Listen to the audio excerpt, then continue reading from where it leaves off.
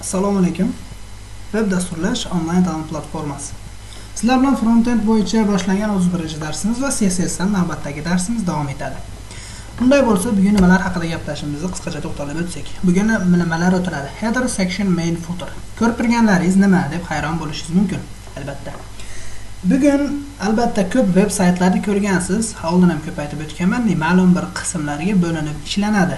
Va siz yaxshi dasturchi, to'g'ri dasturchi bo'lishingiz uchun albatta ishingiz, ya'ni yozgan kodlaringiz akkuratni bir tartibda chiroyli ko'rinishda bo'lishi kerak. Bu o'zingiz uchun ham juda muhim va sizga baho beradigan, ya'ni ishga keyinchalik kirsangiz, siz yozgan kodlaringizga qarab, shu ishingizga baho beradiganlarda ham yaxshi taassurot qoldirishingiz mumkin.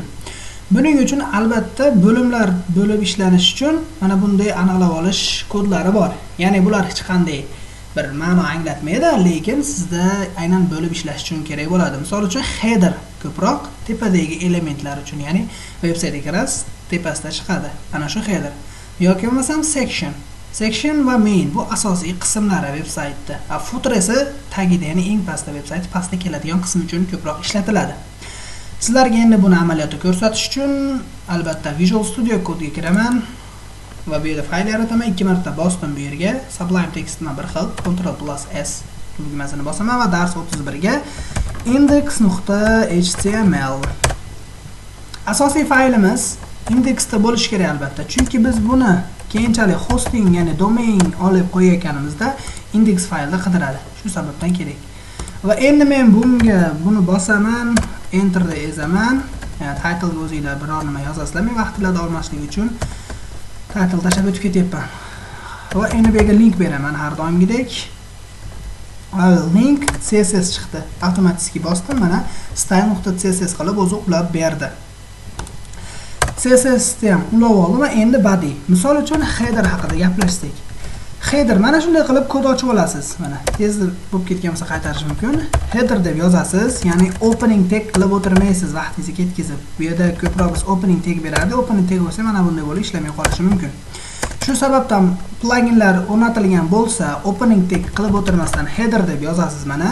Header yozildi va header ochildi. Buni orasiga hech narsa yozmayman. Sizga vazifa bo'ladi aynan mana shular orasini to'ldirib biror nima yozish. Header orasini hech narsa qilmayman va bu yerda stilda uje misol uchun body'imiz body umumiy veb-saytimizga kirganda ko'rinadigani bo'lsin, boshqacha rangda bo'lsin. Hozir bu yerda bo'ldi. Body'imiz boshqa rangda bo'lsin. Misol uchun background bo'lsin. Body'imiz bizda silvermi yoki biror bir light graymi? Light gray berdim. Chiroyliroq rang. Body'imiz aynan mana shunday rangda bo'lsin. Bizda open in browser va mana ko'rib turganlaridek body'imiz mana shunday rangda. Endi bizda hamma body'imizda polni bunaqa rang ishlatishni xohlamaymiz. Misol uchun header o'ziga header dedim va headerning rangi bo'lsin background bo'lsin. Background, ya'ni orqa fon, background color bo'lsin.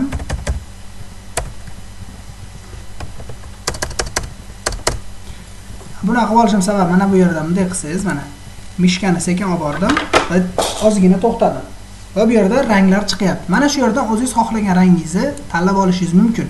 Misol uchun men yashilga olib tushaman, to'qroq yana ham. Va mana shu rangni xohlayapman men. Ups, nimadir bo'lib ketdi. Va boshqatdan ochaman, background color 1 2 3 4 5 6 va mana shu yerga olib keldim va mana buni pastga olib tushdim biroz va mana shu rangni olmoqchiman. Va mana ko'rib turganlar mana shu rang bo'ldi. Buni hozir ochganimiz bilan ishlamaydi. Sababi men headerga hech qanday width ham berganim yo'q, height ham berganim yo'q. Ya'ni headerga razmer berganim yo'q. Albatta razmer berishim kerak. Misol uchun ko'proq headerlarda menu barlar ishlatiladi va veb-saytda logotipi bo'ladi. Biror veb-sayt, internet magazini bo'lsa, o'zini logotiplari bo'ladi. Aynan shular qo'yiladi va menu bar qo'yiladi. Misol uchun height bo'lsin, ko'proq 100 pikselda bo'ladi headerimiz. Ko'p hollarda, ba'zi hollarda har xil. Headerimiz 100 bo'lsin, width esa widthimiz esa bu yerda 100% bo'lsin. Va mana header chiqdi. Aynan mana shuni ichida siz ishlataverasiz. Aynan width berdim. Width berganim hisobiga bu chiqdi. Ya'ni width 100% bo'ldi. Va mana bunday mana bunday kichikroq holatingizda ham hech narsa o'zgarmaydi. Ya'ni width qayerga borgani bilan ana shunday qilib qoplab oladi. Ana shunda width 100% berdim. Endi men sizlarga keyingi o'tadigan narsam bu section. Sizlarga vazifa bo'lib qolsa, mana shu headerda orasiga o'zingizlar bilganchalik, misol UL kodi bir qancha kod o'tdik, ko'proq shu yerda ishlatiladigan float ham, misol o'tgan darsda sizlar mashq qilib ko'rdinglar, float berib menu barlarni hosil qilib ko'rdinglar. Aynan mana shu orasiga menu bar qo'shinglar. Sectionga beraman endi, hech narsa qilmayman sectionda ham. Section deyman bu yerda. Buni beraman va background bo'lsin, buni background color bo'lsin blue deb berib turib, bu yerda ham o'zimga kerak birorta rang hosil qilib olishim mumkin chiroyliroq. Har xil rang qilayotgan sababi sizlarga ko'rishlar oson bo'lish uchun qilyapman. Bu yerda ham height beraman, misol ko'proq 500 piksel bo'lsin mayli. Width bo'lsa shunaqa tarafi bor. Photoshop, ya'ni VS Code'da rekomendatsiya bergani bilan har xil o'ziga kerak emas kodlar ham ketib qolishi mumkin. Avtomatik bosib yuborsangiz. Va mana bu main sectionimiz. Ya'ni veb-sayt asosiy qismlari, ya'ni misol rasm bo'lishi mumkin, ma'lumot bo'lishi mumkin, har biror narsalar bo'lishi mumkin. Bu mainda aynan shuning uchun aniqlab olish uchun ishlatiladi. Va bu yerda sectionda orasida ham misol har qanday h1 elementi berasizmi yoki bo'lmasam matn berasizmi yoki bo'lmasam rasm qo'yasizmi, nima qilsangiz qilaverasiz, aynan sectionda orasida berishingiz mumkin. Ya'ni siz shuni orasida tanlab oldingiz. Va buning eng qulay tarafi mana bu kodlar yozilganimiz sari fayl kattalashib ko'payib boraveradi. Siz buni kodlaringiz ko'paygan bilan mana bunday qilib qisqartirib qo'yishingiz mumkin mana. Ya'ni bu yoqda kodlar ko'pgina yoziladi, mana buni yozasiz, qisqarib qoladi. Aynan shu tarafdan qulay, shunday qilib bo'lib olib ishlash va kodlaringiz ham aniq o'zingizga nima vazifani bajarishi ko'rinadi. Va endi keyingi o'tadigan narsamiz bu main bo'lishi mumkin. Mainni ham xuddi shunaqa beraman. Xuddi mana shuni Ctrl Shift D qilib olib pastga olib tushib oldim. Va bu yerda rangini o'zgartirib qo'yishim mumkin.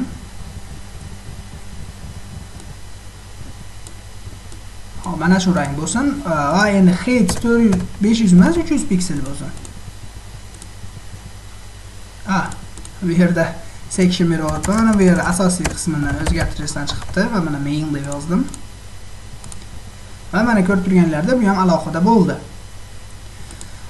Endi sizlarda savol tug'ilishi mumkin shu yerda. Ya'ni xuddi shu narsani CSS da ham qilsak bo'ladimi? Ya'ni CSS da ham mana bunday qilib alohida kommentlarga olib qilsak bo'ladimi? Ha, albatta bo'ladi. Uning uchun misol Ctrl Shift Slash deb bossanglar, slash, ya'ni kompyuterimizda mana bu narsa slash deyiladi, ya'ni mana shu belgi. Bosdinglar va bu yerda komment yozib qo'yishingiz mumkin. Misol uchun header boshlanishi. Bu hech qanday web brauzerlarda ko'rinmaydi. Aynan sizlar mana shu yerdan bilib olishingiz mumkin. Ya'ni sizlar bitta veb-saytni yaratganingizda ishlangan, foydalangan kodlaringiz o'ta ko'payib ketadi va bu yerda adashib qolishingiz ham mumkin. Misol headerni boshi bilan oxiriga header tugadi.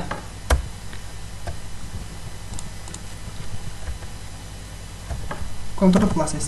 Aynan mana shunday qilib kommentga olib qo'yishingiz mumkin. Bu keyinchalik misol siz backend qismini qilmasangiz ham, sizga zakaz tushsa keyinchalik faqat menga front-end qismini qilib ber desa ham, siz front-end topshirasiz, sizdan qabul qilib olgan backendchiga ham oson bo'ladi topib olish uchun. Ya'ni headerda boshlanishi va tugashi dedingizmi, bu yerda faqat aynan mana shu headerga bergan kodlaringiz ketadi orasi.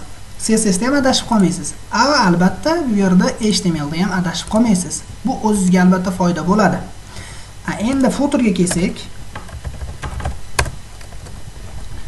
footer ham ko'proq headerga o'xshagan narsa, faqat oxirida beriladi bu ham.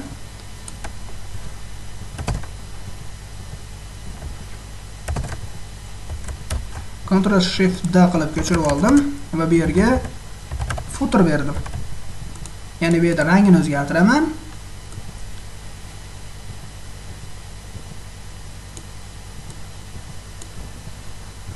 Footer esa misol uchun bo'ladi ko'proq 150-200 piksel. Mana header, section, main va footer. Asosan web saytlarda har xil 2-3 ta sahifali bo'ladi. Bosh sahifa, bog'lanish, biz haqimizda ma'lumot bo'lishi mumkin. Hammasida menu bilan, menu emas, header bilan mana footerda hammasida bo'ladi. Ya'ni har bitta faylingizga ko'chirib copy paste qilib olib o'tib qo'yishingiz mumkin. Lekin mana bu yerda kelayotgan fayllar, mana bu yerda to'plangan ma'lumotlar hammasida har xil bo'ladi. Shu sababdan boshi bilan oxirini pastda ya'ni ko'p web sahifa, web pejlarda har bitta sahifasi uchratganingiz uchun alohida yozib o'tirmaysiz. Shu sababdan ko'proq footer, headerlar pashti bir xil ishlatilinishi va bugungi aynan mana shu narsalarni tushuntirish uchun qilgan edim. Endi sizlarga vazifa bo'lib qoladi, nima qilasiz? Men sizlarga kontentni, ya'ni asosiy veb sayt kontentini tuzib berdim, qismini bo'laklarga bo'lib ishlashdi. Tushundingiz bugungi darsda. Endi siz bo'ladi shularga kod yozib chiqing. O'rgangan kodlarimiz hammasini, misol headerga menu bering, sectionga header 1, ya'ni glani bosh sahifa qilib turib biror matn yozing, rasm qo'ying, video qo'ying, audio qo'ying yoki footerda ham ma'lumotlar, shunga o'xshash ma'lumotlar qilib birorta veb saytga o'xshatishga harakat qilib ko'ring. Albatta o'zingizdan kelib chiqib veb sayt qilish bu albatta oson emas. Chunki ideya kelavermaydi ham, lekin shunga harakat qilib birorta veb sayt yaratib ko'rishga harakat qiling. Albatta bugungi darsimiz shulardan iborat edi. Sizlarga tushunarli bo'ldi deb o'ylayman bugungi darslarimiz va albatta bundan xursandmiz. Keyingi darslarda yana ham professionalroq veb saytlarda kontentlarni qilishga harakat qilib ko'ramiz. Sog' bo'ling.